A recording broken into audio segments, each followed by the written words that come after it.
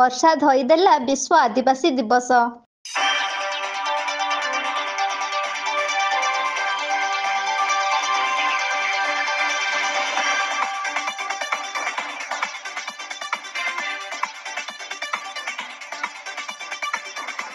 ବିଶ୍ୱ ଆଦିବାସୀ ଦିବସ ସାରା ବିଶ୍ୱରେ ଖୁବ୍ ଧୁମଧାମ ସହକାରେ ପାଳନ କରାଯାଉଛି। ମୂଳ ନିବାସୀ ଆଦିବାସୀ ଜନଜାତିଙ୍କର ଏହି ବିଶ୍ୱ ଆଦିବାସୀ ଦିବସ ଏକ ପ୍ରମୁଖ ଦିବସ। ସେଥିପାଇଁ ସମସ୍ତ ଜନଜାତି ସମ୍ପ୍ରଦାୟର ଆଦିବାସୀମାନେ ଏକତ୍ରିତ ହୋଇ ଏହି ମହାଦିବସକୁ ଖୁବ୍ ଉତ୍ସାହ ସହକାରେ ମହାସମାରୋହରେ ପାଳନ କରିଥାନ୍ତି।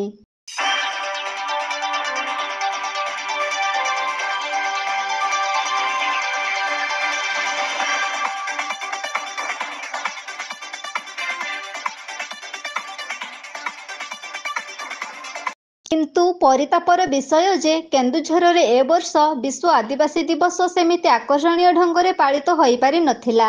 ପାରମ୍ପରିକ କଳା ସଂସ୍କୃତିର ନାଚ ଗୀତ ମଧ୍ୟରେ ଖୁବ୍ ଧୁମଧାମରେ ପାଳିତ ହେଉଥିବା କେନ୍ଦୁଝରରେ ବିଶ୍ୱ ଆଦିବାସୀ ଦିବସ ଏଥରକ ଖାଁ ଖାଁ ଲାଗୁଥିଲା।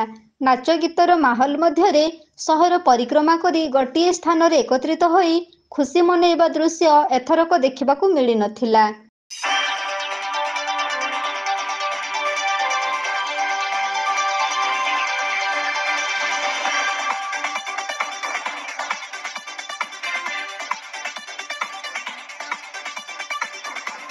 କେନ୍ଦୁଝର ଜିଲ୍ଲା ପାଇଁ ବିଶ୍ୱ ଆଦିବାସୀ ଦିବସକୁ ନିଷ୍ଠୁର ବର୍ଷା ଦାଉ ସାଧିଲା।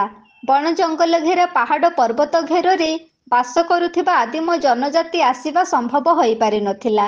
ଆଦିବାସୀଙ୍କର ଏହି ମହାଦିବସକୁ ବର୍ଷା ଧୋଇଦେଇ ଆଦିବାସୀମାନଙ୍କ ମନରେ ଥିବା ଉତ୍ସାହକୁ ଲୋପ କରିଦେଲା। ତଥାପି ଅଳ୍ପ କେତେ ଜଣ ହେଉ ପଛକେ କେନ୍ଦୁଝର ଜିଲ୍ଲା ଭୂୟାଁ ସଂଗଠନ ଗୃହ ମଧ୍ୟରେ ଖୁବ୍ ଉତ୍ସାହ ସହକାରେ ଏ ବର୍ଷ ବିଶ୍ୱ ଆଦିବାସୀ ଦିବସ ପାଳନ ହୋଇଯାଇଛି।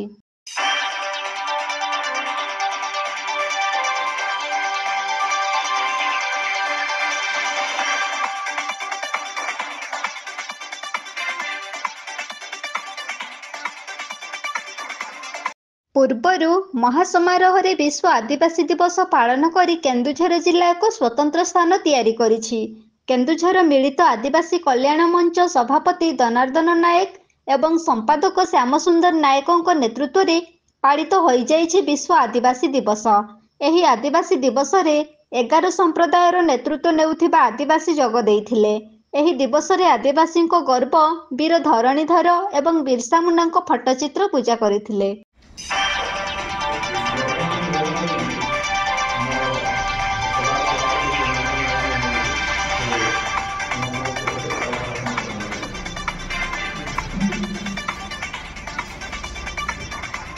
କେନ୍ଦୁଝରରୁ ବାସୁଦେବ ସିଂଙ୍କ ରିପୋର୍ଟ, এবি ନ୍ୟୁଜ୍।